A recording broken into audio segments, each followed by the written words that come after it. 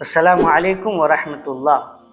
آخر کار ایران کے سابق سپریم لیڈر علی خامنئی سپرد خاک ہو گئے۔ ان کے جنازے کو تاریخ میں ہمیشہ کے لیے یاد کیا جائے گا۔ اس کی دو بڑی وجہ ہیں۔ پہلی وجہ یہ ہے کہ 28 فروری 2026 عیسوی کو علی خامنئی صاحب کی موت ہوئی اور تدفین کا عمل 9 جولائی 2026 عیسوی کو انجام پایا۔ اس طرح انسانی تاریخ میں یہ پہلی شخصیت ہیں جن کی موت کے تقریباً 4 مہینے بعد تک ان کی لاش کو تابوت میں رکھا گیا، دفنایا نہیں گیا اور 132 دن بعد ان کو قبر میں ڈالا گیا۔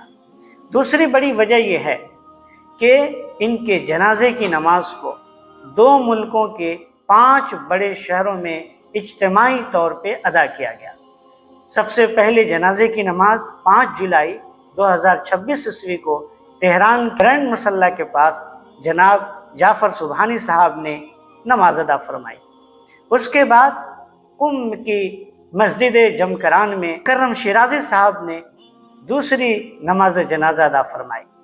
پھر اسی طریقے سے قم سے آپ کے جسد خاکی کو عراق کے شہر نجف لایا گیا، جہاں پر حضرت علی رضی اللہ تعالیٰ عنہ کا مزار ہے۔ وہاں پر ان کی جنازے کی نماز سید محمد تقی الحکیم نے ادا فرمائی اور پھر کربلا میں ان کی لاش کو لایا گیا۔ ان کے تابوت کو وہاں رکھ کر کے عبد المہدی الکربلائی نے ان کی نماز جنازہ ادا فرمائی۔ کربلا سے پھر ان کے جسد خاکی کو بائی پلین مشہد لایا گیا، تقریباً 1400 کلومیٹر دور نجف سے، اور وہاں پر 5ویں مرتبہ جنازے کی نماز ان کے بڑے بیٹے سید مصطفیٰ حسینی خامنئی نے ادا فرمائی اور اس طریقے سے ان کو 9 جولائی 2026 عیسوی کو قبر میں ڈالا گیا۔ اگر ان کے جو جسد خاکی کو جو سفر کرایا گیا، اس کو اگر حساب کیا جائے تو تقریباً 6 دنوں تک ان کے انتم سنسکار کی کارروائی چلتی رہی اور 2460 کلومیٹر تک تقریباً ان کے تابوت کو بائی روڈ اور بائی پلین سفر کرایا گیا۔